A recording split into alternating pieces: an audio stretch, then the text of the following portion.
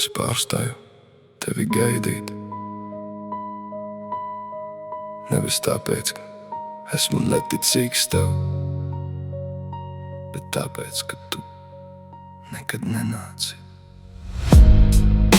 Es stāvēju pie durvīm, jo katrs durvju zvans lika noticēt, ka tā esi tu. Stāvēju pie loga, katra aina lika noticēt, ka tā esi tu. Tad tikai pie telefona, bet tu nekad nezvanīji. Es skaitīju dienas, tad nedēļas, tad es pārstāju skaitīt, jo skaitīt bija pārāk sāpīgi. Tu solīji, atgriezīšos, bet tavi solījumi tie bija kā vējš, kas izskrēja cauri manai tukšajai sirdī. Tu solīji vēl mazliet, un es gaidīju vēl mazliet, bet vēl mazliet kļuva par nekad.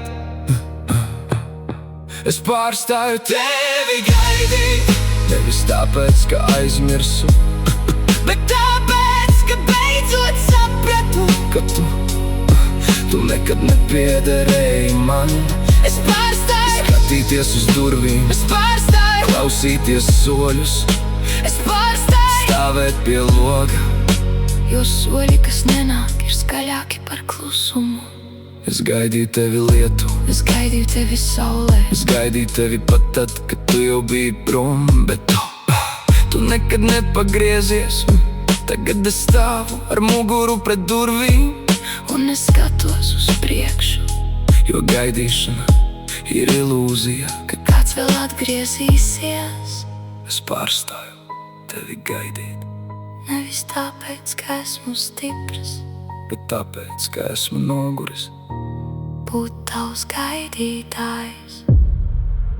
Es pārstāju tevi gaidīt, nevis tāpēc, ka aizmirsu, bet tāpēc, ka beidzot sapratu, ka tu nekad nepiederēji man.